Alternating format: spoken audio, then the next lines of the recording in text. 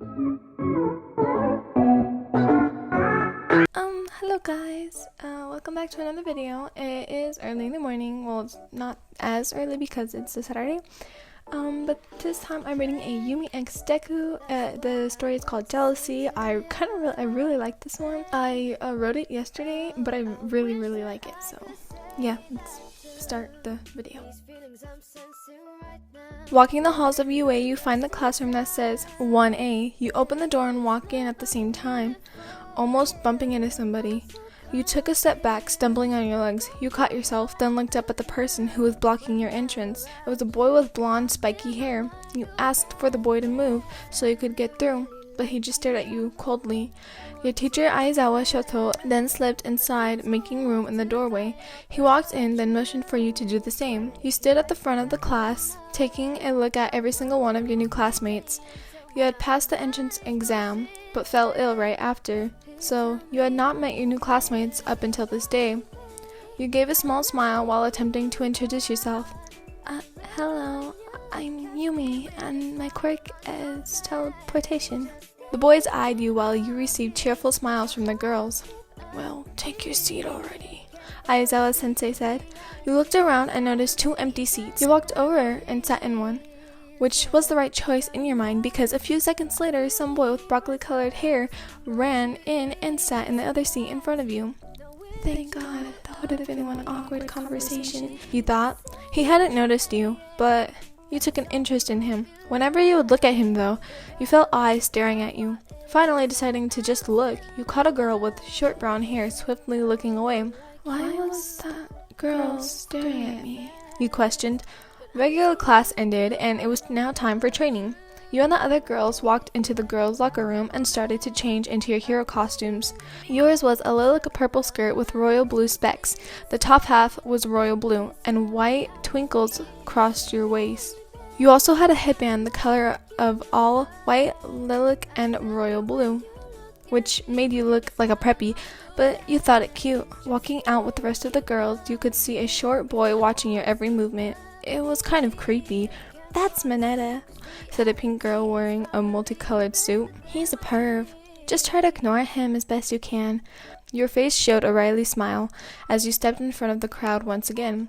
Now, the broccoli boy could see you. He looked confused. You smiled at him, then followed Aizawa's instructions. First, you'll see how Yumi's quirk is used.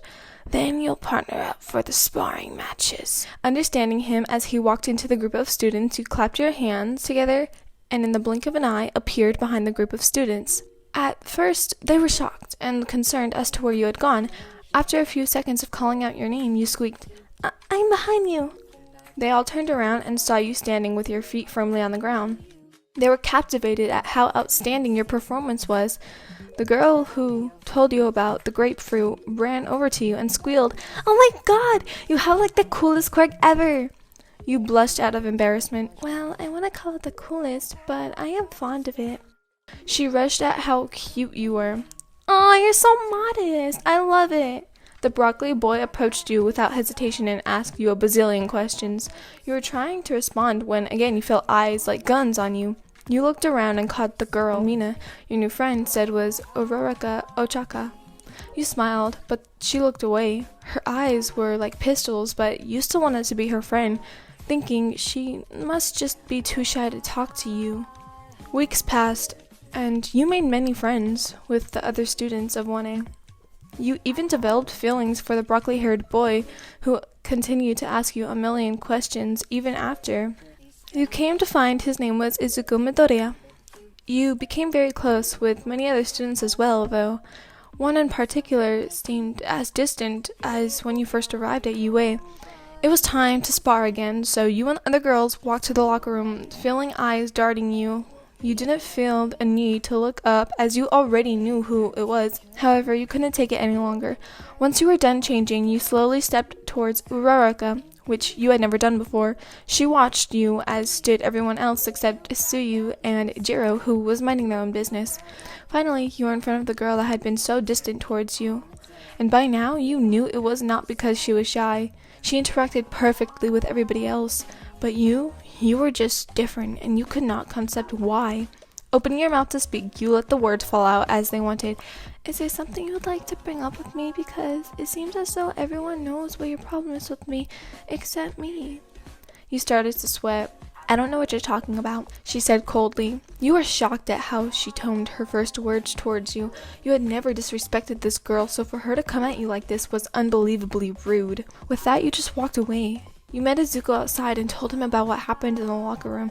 He was shocked, saying, "What? Uraraka could never. She's so sweet. I don't understand." "It's true," Mina said, coming from behind you. "Me and Momo saw the whole thing go down." Midoriya looked sympathetic. He turned towards you and pulled you into a hug. He had never done this before, but he was so warm. You didn't want to pull away. You felt tears lumping in your eyes, though they had almost popped up when you were speaking to Uraraka. You pushed them back. Now, you weren't in her sights, where she could hurt you with her stares or her words. You felt safe enough to let them flow. Midoriya pulled you in more and kissed your forehead. You smiled at the feeling, then caught another glare from Uraraka as she walked out. You winked and blew her a kiss. So what if you were petty? In the end, you got what you wanted, and she got what she deserved. I'm very proud of myself because I'm making less and less mistakes as I continue to read more stories. Okay, I just want to say before I get any hate comments, I love Uraraka, okay? She's one of my favorite characters of MHA or BNHA, however you say it. It was just for the story, okay? Again, the Kenma part 6 will come out. I think I'm going to do a part 7, maybe a part 8, and then I'm going to end this series. But like I said before, I will not stop doing Kenma because, again, I do feel like he's underrated. And I do not see a lot of fanfics about him, and that makes me really sad. Okay, bye! You say you love me, then you don't. You keep me running and running around. If I'm not all you need, then just set me free.